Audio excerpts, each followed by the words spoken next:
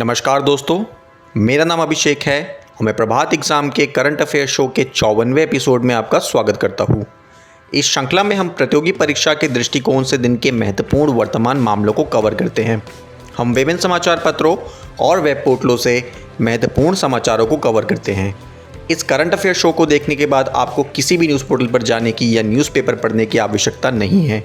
तो चलिए शुरुआत करते हैं आज की वीडियो से। नंबर 1, कांग्रेस ने छेड़ा डिप्टी स्पीकर पद के लिए अभियान। उपसभापति का चुनाव करने के लिए कांग्रेस ने अपने अभियान को नवीनीकृत किया और लोकसभा में उपसभापति के पद को भरने की मांग की। कांग्रेस के फ्लोर लीडर अधीर रंजन चौधरी ने लोकसभा अध्यक्ष ओम बिरला को लिखे पत्र में उनसे संवैधानिक जनादेश का पालन करने का आग्रह किया। लोकसभा में पिछले 15 महीनों से उपाध्यक्ष नहीं है। इसके अभाव में सांसदों का एक पैनल अध्यक्ष की सहायता कर रहा है। लोकसभा के विपरीत राज्यसभा में उपसभापति के चुनाव की प्रक्रिया शुरू हो गई है। पूर्व उपसभापति और जदयू सांसद हरिवंश ने अपना नामांकन पत्र दाखिल किया है।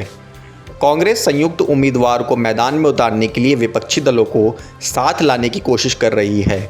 हालांकि विपक्ष के पास अपेक्षित संख्या नहीं है। चौधरी ने अपने पत्र में कहा कि संवैधानिक जनादेश के अनुसार नई लोकसभा के गठन के बाद उपसभापति की सीट को चुनाव या आम सहमति से भरा जाना चाहिए। उन्होंने कहा कि सम्मेलन द्वारा विपक्षी दल को उपसभापति का पद प्रदान किया जाता है। नंबर 2, राजीव महर्षि कमेटी।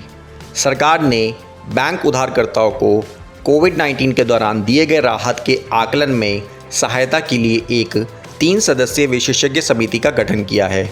यह समिति 1 सप्ताह के भीतर अपनी रिपोर्ट सौंपेगी। इस समिति के अध्यक्ष श्री राजीव महर्षि होंगे, जो कि भारत के पूर्व सीएजी थे। यह समिति कोविड-19 संबंधित ऋण अधिस्थगन का राष्ट्रीय अर्थव्यवस्था और ब्याज पर छूट की वित्तीय स्थिरता पर प्रभाव को मापेगी। इस संबंध में समाज के विभिन्न वर्गों की वित्तीय बाधाओं को कम करने के सुझाव और इस संबंध में अपनाए जाने वाले उपायों पर भी विचार किया जाएगा।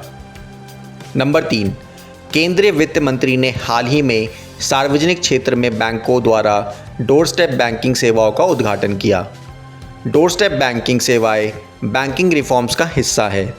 इसमें कॉल सेंटर, वेब पोर्टल या मोबाइल ऐप के सार्वभौमिक स्पर्श बिंदुओं के माध्यम से ग्राहकों को उनके दरवाजे पर बैंकिंग सेवाओं की सुविधा प्रदान करने की परिकल्पना की गई है। ग्राहक इन चैनलों के माध्यम से अपने सेवा अनुरोध को ट्रैक भी कर सकते हैं। देश भर के 100 केंद्रों पर चयनित सेवा प्रदाताओं द्वारा तैनात डोर स्टेप बैंकिंग एजेंटों द्वारा सेवाएं प्रदान की जाएंगी। नाम मात्र शुल्क पर सार्वजनिक क्षेत्रों के बैंकों के ग्राहकों द्वारा सेवाओं का लाभ उठाया जा सकता है। नंबर 4, विश्वनाथ सत्यनारायण। उपराष्ट्रपति वेंकैया नायडू ने तेलुगु साहित्यकार, कवि सम्राट श्री विश्वनाथ सत्यनारायण की 125वीं जयंती समारोह का उद्घाटन किया। विश्वनाथ सत्यनारायण 20वीं सदी के तेलुगु लेखक थे। उनके कामों में कविता, उपन्यास, नाटकीय नाटक, लघु कथाएं और भाषण शामिल हैं।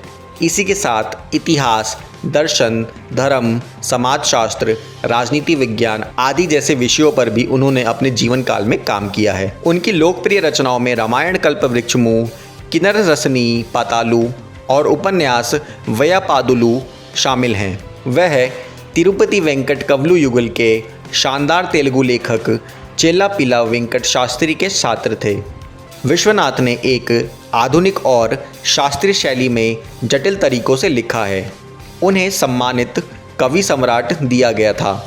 1970 में भारत सरकार ने पद्म भूषण से उन्हें सम्मानित भी किया। 1971 में उन्हें उनकी पुस्तक रामायण कल्पवृक्षम के लिए ज्ञानपीठ पुरस्कार से सम्मानित किया गया। वह ज्ञानपीठ पुरस्कार पाने वाले पहले तेलुगु लेखक थे। दोस्तों, अब समय आ गया है आज के सवाल का। आज का सवाल है कि संविधान के किस अनुच्छेद में सभापति के इस्तीफे की प्रक्रिया का जिक्र किया गया है। आपके ऑप्शन है अनुच्छेद 94, अनुच्छेद 46, अनुच्छेद 85 या अनुच्छेद 36। आप अपने जवाब हमें नीचे दिए गए कमेंट सेक्शन में बताएं। हम इस पर कल की वीडियो में चर्चा करेंगे। दोस्तों, पिछली वीडियो में हमने आपसे पूछा था कि हाल ही में कौन सी टीम ICC T20 रैंकिंग्स में पहले पायदान पर पहुंची है? इसका सही उत्तर है ऑप्शन सी, ऑस्ट्रेलिया। आप में से उनको बधाई जिन्हें सही जवाब मिले। आज की वीडियो में बस इतना ही। वीडियो पसंद आई हो तो वीडियो को लाइक और शेयर ज़रूर करें और अंत में चैनल को सब्सक्राइब करना ना भूलें। धन्यवाद।